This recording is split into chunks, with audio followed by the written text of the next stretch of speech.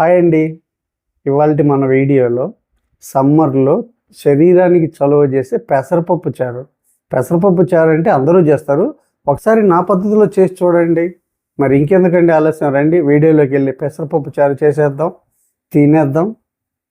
ఇప్పుడు స్టవ్ మీద ఒక మూకుడు పెట్టుకొని ఒక కప్పు పెసరపప్పు అంటే 250 గ్రాములు వెయిట్ ప్రకారం. ఇప్పుడు ఈ పెసరపప్పుని ఇలా కలుపుకుంటూ స్టవ్ని మీడియం ఫ్లేమ్లో పెట్టుకొని మంచి సువాసన వచ్చేంత వరకు వేపుకుందాం. ఇలా వేపడం వల్ల ప్రయోజనం ఏంటన్నయ్యా అని మీరు అడగచ్చు. మనం ఎండాకాలం కదండి, పప్పు ఎక్కువ సమయం మనం పప్పుచారు కానీ పప్పు కానీ చేసినప్పుడు ఎక్కువ సమయం నిల్వ ఉండదు. ఇలా వేపటం వల్ల మనకి ఎక్కువ సమయం నిల్వ ఉంటుంది. ఇంకోటి ఏంటంటే తినేటప్పుడు కమ్మటి రుచి వస్తుంది. పెసరపప్పు అయితే బాగా వేగిందండి, మంచి సువాసన వస్తుంది. ఇప్పుడు స్టవ్ ఆఫ్ చేసుకుందాం.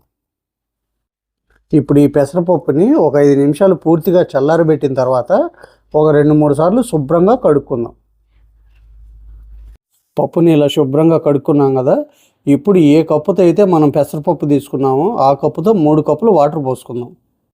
మీరు కుక్కర్లో వేసుకునే పాటైతే 1కి 2 వేసుకొని మీడియం ఫ్లేమ్లో 4 విజిల్స్ వస్తే సరిపోతుంది.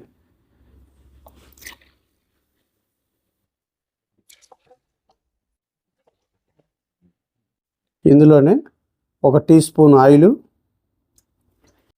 1 అర టీ స్పూన్ పసుపు. ఇప్పుడు స్టవ్ని మీడియం ఫ్లేమ్లో పెట్టుకొని పప్పును మెత్తగా ఉడికించుకుందాం. పప్పు ఉడికిందండి. ఇప్పుడు స్టవ్ ఆఫ్ చేసుకొని దీన్ని పక్క పెట్టేసి నెక్స్ట్ ప్రాసెస్లోకి వెళ్దాం. ఇప్పుడు స్టవ్ మీద ఒక బౌల్ పెట్టుకొని ఒక 15 సాంబార్ ఉల్లిపాయ, మీ దగ్గర కనుక ఈ ఉల్లిపాయ లేకపోతే మామూలు ఉల్లిపాయ కట్ చేసి వేసుకోండి. 2 మీడియం సైజు టమాటాలు, ఒక 2 రెబ్బల కరివేపాకు, 10 పచ్చిమిర్చి చీలికలు, కొద్దిగా కొత్తిమీర కాడలు, ఒక చిన్న సైజు నిమ్మకాయ అంత చింతపండు పులుసు,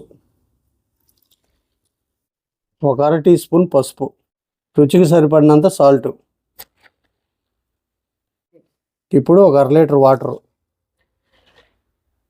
ఇప్పుడు స్టవ్ ఆన్ చేసుకొని ఈ ముక్కల్ని మెత్తగా ఉడికించుకుందాం.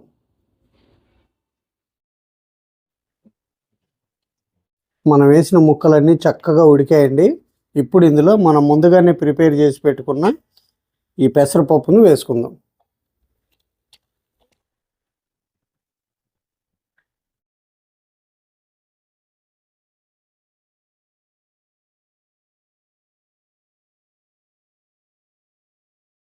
ఇప్పుడు కొద్దిగా వాటర్ యాడ్ చేసుకుందాం. ఇప్పుడు పప్పు కూడా కలిపాం కదా, ఇప్పుడు ఈ మొత్తాన్ని ఒక 5 నిమిషాలు మరిగించుకుందాం. 5 నిమిషాలు అయిపోయిందండి. పప్పుచారు అయితే బాగా మరుగుతుంది. ఇప్పుడు స్టవ్ ఆఫ్ చేసి పక్కన పెట్టేసుకుందాం. ఇప్పుడు స్టవ్ మీద ఒక పాన్ పెట్టుకొని 2 టేబుల్ స్పూన్లు ఆయిల్ వేసుకుందాం. ఆయిల్ వేడైందండి. ఇప్పుడు 1 టీ స్పూన్ ఆవాలు, ఒక 5 వెల్లుల్లి రెబ్బలు, ఒక 5 ఎండుమిర్చి ముక్కలు, ఒక 2 కరివేపాకు రెబ్బలు. ఇప్పుడు కొద్దిగా ఇంగువ కూడా వేసుకుందాం.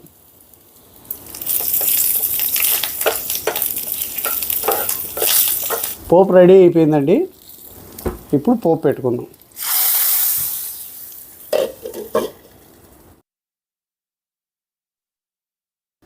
పెసరపప్పు చారు అయితే చాలా బాగుందండి. తింటుంటే ఇంకా తినాలనిపిస్తుంది. నిజంగా ఈ సమ్మర్లో చేసుకోవాల్సిన రెసిపీ అన్నమాట ఇది. మరి మీరు కూడా మా వారు చేసినట్లు చాలా అంటే చాలా సింపుల్గా ఈ రెసిపీని ట్రై చేసి అది ఎలా వచ్చిందో కామెంట్ సెక్షన్లో చెప్పండి. ఈ వీడియో కనుక మీకు నచ్చినట్లయితే ఒక లైక్ చేసి షేర్ చేసి మన ఛానల్ని సబ్స్క్రైబ్ చేసుకోండి. Thank you. వీడియో షూట్ చేస్తుంటే మైక్ ఆగిపోయిందండి, చూసుకోలేదు.